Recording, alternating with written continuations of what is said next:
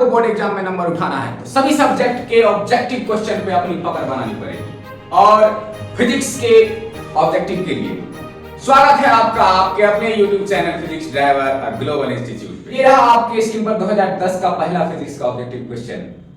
पहला क्वेश्चन कह रहा है आयाम मॉडुलन में मॉडुलन सूचकांक कितना होता है। ऑप्शन दे रखा है सदा शून्य होता है, 0 से 1 के बीच होता है, 1 तथा अनंत के बीच होता है, इनमें से कोई नहीं। तो एक टॉर्च के माध्यम से समझो, टॉर्च जब जलती है तो आयाम मॉडुलन का सूचकांक जो है वो 1 के बराबर होता है। टॉर्च को जब हम बंद कर दें तो आयाम मॉडुलन का सूचकांक 0 हो जाता है। इस प्रकार से हम कह सकते हैं आयाम मॉडुलन का सूचकांक जो है वह 0 से 1 के बीच हो सकता है। और ये रहा पहला क्वेश्चन का ऑप्शन बी। पहला क्वेश्चन का ऑप्शन बी हो जाएगा 0 से 1 के बीच, 0 से 1 के बीच होता है। और दूसरा क्वेश्चन देखिएगा आप ही के स्क्रीन पर, समांतर प्लेट संधारित्र के प्लेट के बीच परावैद्युत पदार्थ डालने पर संधारित्र की धारिता बढ़ जाती है। क्यों बढ़ती है वो भी रीजन बता रहा हूं। सबसे पहले टिक लगा लीजिए, 2 नंबर क्वेश्चन का ऑप्शन नंबर हो जाएगा सही ए मतलब कि बढ़ती है। क्यों बढ़ती है बउआ, दे रखा है संधारित्र के प्लेटों के बीच परावैद्युत पदार्थ डालने पर संधारित्र की धारिता क्यों बढ़ जाती है। तो संधारित्र के सूत्र से ही समझिए, संधारित्र का सूत्र हम लोग लिख सकते हैं A but epsilon not upon में D, A epsilon not upon में D। यहां पर आप देख रहे हैं कि ये क्षेत्रफल बढ़ाने पर संधारित्र की धारिता बढ़ेगी, परावैद्युतांक बढ़ाने पर संधारित्र की धारिता बढ़ेगी, एंड दूरी बढ़ाने पर जब प्लेटों की बीच की दूरी को हम बढ़ाते हैं तो ये इनवर्सली प्रोपोर्शनल है, इसलिए इसके बीच की दूरी घटती है। किसी भी प्रकार से दर्श सकता है कि अगर यहां पर दे रखे कि संधारित्र के बीच की प्लेट की दूरी बढ़ा दी जाए तो उसका धारिता क्या होगा, बढ़ेगा कि घटेगा। तो कुछ भी ऑप्शन रह सकता है। वहां पे आप गौर से पहले क्वेश्चन को पढ़िएगा कि बढ़ रहा है कि घट रहा है, किस प्रकार से आपको क्वेश्चन पूछा जा रहा है, इस तरह से आप समझ सकते हैं। तीसरा क्वेश्चन आपके स्क्रीन पर है, एक 0.05 ओम प्रतिरोध वाले एमीटर को सबसे पहले लिखते जा रहे हैं। 0.05 का मतलब हो गया यहाँ ओम में दे रखा है और ये वैल्यू हो गया प्रतिरोध का, R = 0.05 ओम करके दे रखा है।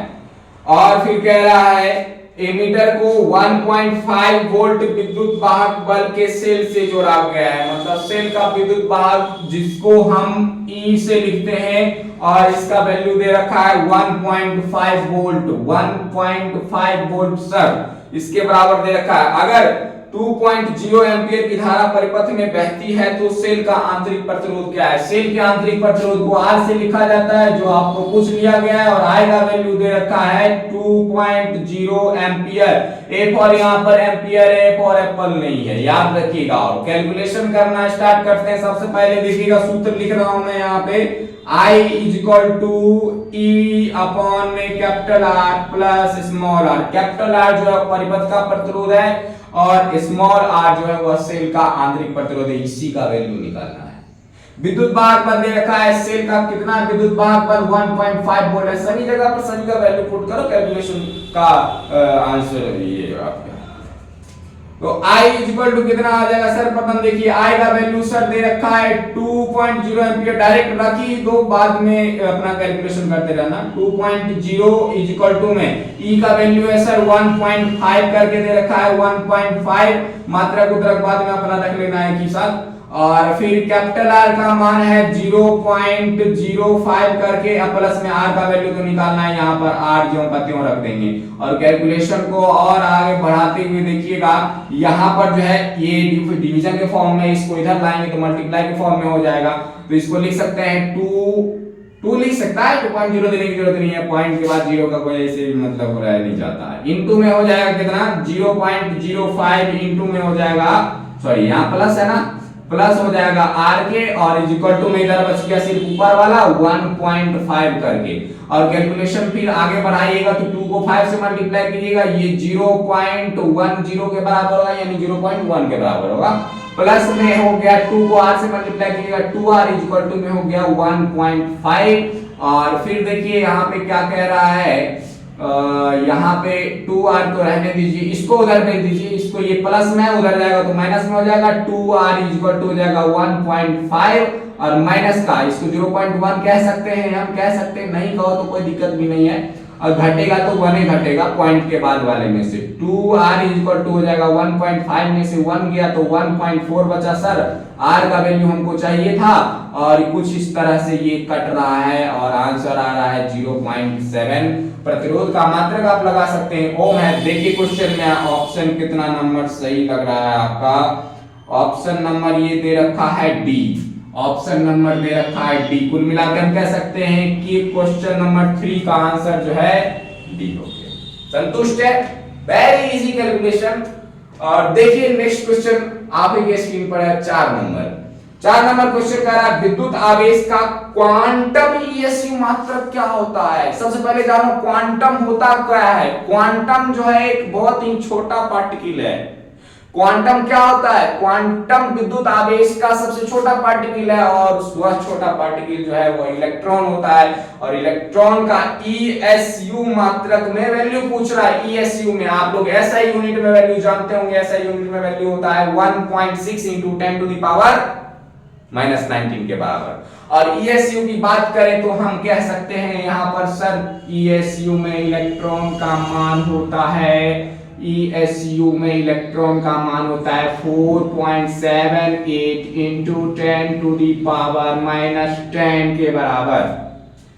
और एसआई में इलेक्ट्रॉन का वैल्यू कितना होता है? एसआई में होता है -1.6 into 10 to the power -19 coulomb के बराबर। क्लियर है? तो आपको जब भी या ध्यान रहे यहाँ पे एसआई में पूछेगा तो ये वैल्यू में टिक लगाइएगा, ईएसयू में पूछेगा तो इस वैल्यू में ये दोनों इलेक्ट्रॉन का ही मान है वो। इलेक्ट्रॉन मतलब विद्युत आवेश का क्वांटम होता है। और नेक्स्ट क्वेश्चन 5 नंबर आपके स्क्रीन पर है। क्या दिया हुआ है ध्यान से पढ़िएगा। स्थिर विद्युत क्षेत्र होता है। क्या होता है? स्थिर विद्युत क्षेत्र किसी का कुछ नहीं उखाड़ सकता है, इसलिए ये संरक्षित होता है। और 5वें नंबर क्वेश्चन का आंसर हो जाएगा ए मतलब कि संरक्षी होता है। स्थिर विद्युत क्षेत्र संरक्षी होता है। नेक्स्ट क्वेश्चन देखिए 6 नंबर क्या कह रहा है। एक एकांकी चालक के लिए निम्न में से कौन अनुपात अचर होता है। Very important question. 6 नंबर का क्वेश्चन का आंसर क्या होगा, कौन सा ऑप्शन रहेगा इसमें। तो सबसे पहले बात करेंगे सी के लिए और सी बराबर आप लोग पढ़े Q/V। सर सी क्या होता है? संधारित्र। Q क्या होता है? आवेश। V क्या होता है? विभवांतर होता है। और ऑप्शन नंबर देखिए विभव sorry I am very sorry आवेश बट्टा विभवांतर करके किस ऑप्शन में दिया हुआ है सर? क्वेश्चन नंबर ए में कुल आवेश बट्टा विभव। ये हो जाएगा ऑप्शन इसका ए। 6 नंबर का ऑप्शन हो जाएगा ए सर। 6 नंबर का ऑप्शन हो जाएगा ए। ए मींस कुल आवेश बट्टा विभव। क्लियर है? 7 नंबर क्वेश्चन देखिए आप ही के स्क्रीन पर है। घबराने वाली कोई बात नहीं है, किताब नहीं है तो हम दे रहे हैं, हम गरीब बच्चों की मदद करते हैं, समझते हैं इसी तो ही बहुत। किलोवाट घंटा मात्रक है। किसका मात्रक है? किलोवाट घंटा जो है विद्युत ऊर्जा मापने का सबसे बड़ा मात्रक है, सबसे बड़ा मात्रक है।